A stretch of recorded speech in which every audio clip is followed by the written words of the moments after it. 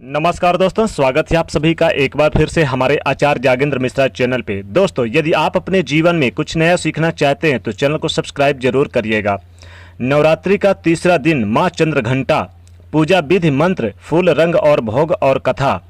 दोस्तों, आज हम बात करेंगे माँ दुर्गा के तीसरे स्वरूप माँ चंद्रघंटा के बारे में कि हम माँ चंद्रघंटा को कैसे प्रसन्न कर सकते हैं, इनकी संपूर्ण पूजा विधि एवं कथा क्या है और माँ चंद्रघंटा की पूजा करते वक्त हमें किस रंग के कपड़े पहनने चाहिए और माता को कौन सा भोग लगाना चाहिए, कौन सा फूल चढ़ाकर हम माँ चंद्रघंटा को प्रसन्न कर सकते हैं। और साथ ही साथ हम जानेंगे कि चंद्रघंटा माँ के मंत्र के बारे में। दोस्तों, नवरात्रि के तीसरे दिन माँ चंद्रघंटा की पूजा की जाती है और व्रत रखा जाता है। माँ के इस स्वरूप की सच्चे मन से पूजा करने से रोग दूर हो जाते हैं और शत्रुओं से भय नहीं होता है और लंबी आयु का वरदान भी मिलता है। इसके साथ ही माँ आध्यात्मिक शक्ति, आत्मविश्वास और मन पर नियंत्रण भी बढ़ाती हैं। आपको बता दें कि माँ चंद्रघंटा देवी का स्वरूप तपे हुए स्वर्ण के समान कांतिमय है, यानी कि सोने के समान चमकता है। चेहरा शांत और सौम्य है और मुख पर सूर्यमंडल की आभा छिटक रही है। माता के सिर पर अर्ध चंद्रमा मंदिर के घंटे के आकार में सुशोभित हो रहा है, जिसके कारण देवी का नाम चंद्रघंटा हो गया है। अपने इस रूप में माता देवगण, संतों एवं भक्तजनों के मन को संतोष प्रदान करती हैं। माँ चंद्रघंटा शेर पर सवारी करती हैं और इनके 10 हाथों में अस्त्र शस्त्र विराजमान है। आपको बता दें कि माँ चंद्रघंटा की पूजा करने से जातक के सभी पाप नष्ट हो जाते हैं और जन्म जन्म का डर भी समाप्त हो जाता है और जातक निर्भय बनता है। दोस्तों, माँ चंद्रघंटा की पूजा करते समय आप पीला और लाल, दुधिया या केसरिया रंग के कपड़े पहनने चाहिए और दूसरे यानी कि पूजा के लिए आप एक लकड़ी के चौकी पर स्वच्छ वस्त्र बिछा दें और उसके ऊपर माँ चंद्रघंटा की प्रतिमा स्थापित कर दें, चाहे मूर्ति हो या फोटो वाली तस्वीर हो, और माँ को केसर और केवड़े के जल से स्नान कराएं। इसके बाद माँ को भूरे रंग के वस्त्र पहनाएं। तत्पश्चात माँ को केसर से मिले हुए दूध या खीर का भोग लगाएं और साथ ही माँ को सफ़ेद कमल या पीले फूलों की माला अर्पित करनी चाहिए। इसके बाद अक्षत, रौली, दूध, दीप जलाकर विधिवत पूजा अर्चना करनी चाहिए। इसके बाद माँ चंद्रघंटा के मंत्र को जाप करें। मंत्र इस प्रकार है दोस्तों: या देवी सर्वभेषु माँ चंद्रघंटा रूपेण नमः संस्थिता नमः तस्यै नमः तस्यै नमः तस्यै नमो नमः।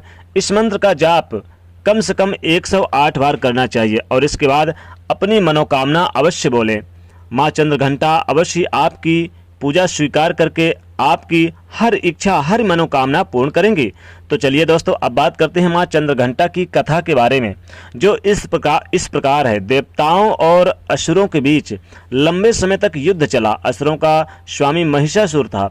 महिषासुर ने देवताओं पर विजय प्राप्त कर ली, इंद्र का सिंहासन हिलाकर रख दिया और स्वर्ग लोक पर राज करने लगा। इसे देखकर सभी देवतागण परेशान हो गए और इस समस्या से निकलने का उपाय जानने के लिए प्रिय देवगण ब्रह्मा, विष्णु और महेश के पास गए। देवताओं ने बताया कि महिषासुर ने इंद्र, चंद्र, सूर्य, वायु और अन्य देवताओं के सभी अधिकार छीन लिए हैं और बंधक बनाकर स्वयं स्वर्गलोक का शासन यानी राजा बन गया है। देवताओं के बताए गए इस महिषासुर के अत्याचार के कारण अब देवता पृथ्वी पर विचरण कर रहे हैं और स्वर्ग में उनके लिए स्थान भी नहीं है। यह सुनकर ब्रह्मा, विष्णु और भगवान महेश की अत्यधिक क्रोध उनको आया। क्रोध के कारण तीनों के मुख से ऊर्जा उत्पन्न हुई और देवगणों के शरीर से निकली ऊर्जा उस ऊर्जा में जाकर मिल गई। यह 10 दिशाओं को व्याप्त हो गई। तभी वहां पर एक देवी का अवतार हुआ। भगवान शंकर ने देवी को त्रिशूल और भगवान विष्णु ने चक्र प्रदान किया और दूसरी ओर अन्य देवताओं ने भी माता के हाथों में अस्त्र शस्त्र सजा दिए। इंद्र ने अपना वज्र ऐरावत हाथी से उतरकर एक घंटा दिया। सूर्य ने यानी कि अपना तेज दे दिया और तलवार दिया और सवारी के लिए शेर का सिंहासन दे दिया देवी माँ को। अब महिषासुर से युद्ध करने के लिए पूरी तरह से तैयार हो गई माँ भगवती चंद्रघंटा। उनका विशालकाय रूप देखकर महिषासुर यह समझ गया कि अब उसका काल आ गया है, बच पाना मुश्किल है। महिषासुर ने अपनी सेना को देवी पर हमला करने के लिए कहा।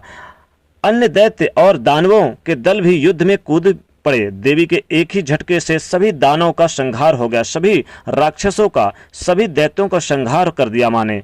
इस युद्ध में महिषासुर तो मारा ही गया, महिषासुर के साथ साथ अन्य देवतागण जो बड़े देवगण थे वो भी मारे गए, राक्षसों यानी राक्षसों का भी संहार हो गया, सभी राक्षसों का संहार हुआ। इस तरह सभी देवताओं को असुरों से अभय दान दिलाया माँ ने। तो दोस्तों, माँ के आरती करें, माँ का जय जयकार करें और माँ को यानी कि माँ को फूलों की माला और उनको कुछ भोग के रूप में बतासा मिश्री वगैरह चढ़ाइए। जोर से बोलिए अम्बे माँ की जय, जोर से बोलिए बोलो चंद्रघंटा मैया की जय। दोस्तों, कमेंट में जरूर लिखिएगा चंद्रघंटा माँ का नाम और सब्सक्राइब करें चैनल को, लाइक करें और शेयर करिए। जय माँ चंद्रघंटा।